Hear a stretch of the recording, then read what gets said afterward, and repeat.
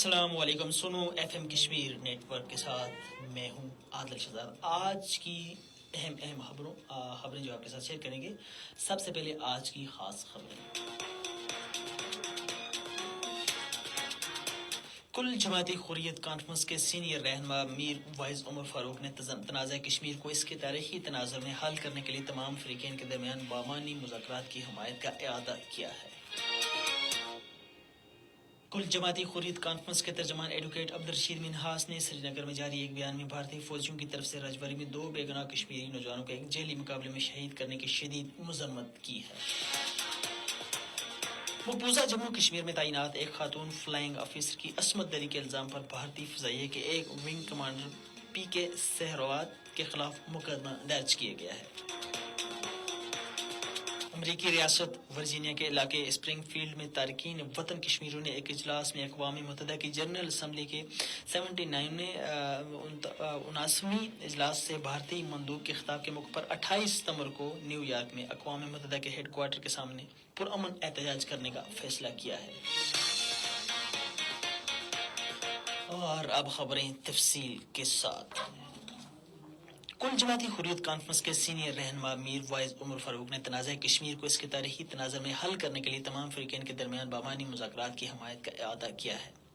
میر wise عمر فاروق نے سری نگر میں جاری ایک بیان میں کہا ہے کہ مقبوضہ جموں و کشمیر کی عوام کی سیاسی منگوں اور خواہشات کے مطابق تنازع کشمیر کے سیاسی حل کے لیے بات چیت ناگزیر ہے. انہوں نے کہا کہ تنازع کشمیر پر بات چیت کی خاطر سازگار ماحول پیدا کرنے کے لیے حریت قیادت کو سیاسی سرگرمیوں کی اجازت دی جانی چاہیے.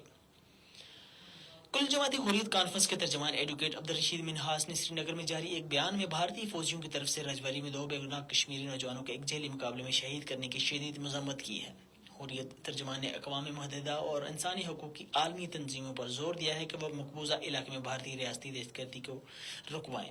دیگر حریت رہنماؤں اور تنظیموں نے بھی اقوام متحدہ پر زور دیا ہے کہ وہ تنازع کشمیر کو حل کرانے کے لیے مداخلت کریں جس سے عالمی امن کو خطرہ لاحق ہے.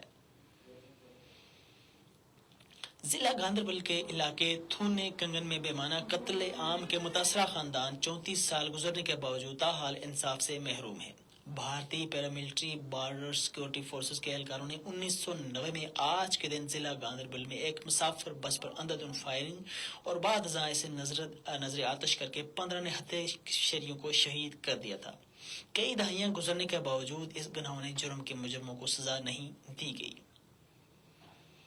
کشمیر ٹریڈر الائنس نے مارکیٹوں کو ہفتے میں ایک دن باری باری بند رکھنے کے قابض حکام کے احکامات کو مسترد کرتے ہوئے کہا کہ ان احکامات سے مقبوضہ علاقے میں پہلے سے ہی معدوم تجارتی اور کاروباری سرگرمیوں کو نقصان پہنچنے کا خدشہ ہے. مقبوضہ جموں و کشمیر میں تعینات ایک خاتون فلائنگ آفیسر کی عصمت دری کے الزام پر بھارتی فضائیہ کے ایک ونگ کمانڈر پی کے سہراوت کے خلاف مقدمہ درج کر دیا گیا. بھارتی فضائیہ کے افسر کے خلاف بڑگام پولیس اسٹیشن میں مقدمہ درج کیا گیا ہے. امریکی ریاست ورجینیا کے علاقے اسپرنگ فیلڈ میں تارکین وطن کشمیریوں نے ایک اجلاس میں اقوام متحدہ کی جنرل اسمبلی کے 79ویں اجلاس سے بھارتی مندوب کے خطاب کے موقع پر 28 ستمبر کو نیو یارک میں اقوام متحدہ کے ہیڈ کوارٹر کے سامنے پرامن احتجاج کرنے کا فیصلہ کیا ہے. ورلڈ کشمیر اویئرنیس فورم کے زیر اہتمام اس احتجاج کا مقصد مقبوضہ جموں کشمیر میں انسانی حقوق کی صورتحال اور بھارت کے ظالمانہ اقدامات کو اجاگر کرنا ہے. اس کے ساتھ ہی آج کی اہم خبریں ختم ہوئی. مزید خبروں اور تجزیوں اور انٹرٹینمنٹ کے پروگرام دیکھنے کے لیے وزٹ کیجیے سنو ایف ایم کشمیر فیس بک پیج اور دیکھتے رہیے سنتے رہیے. شکریہ.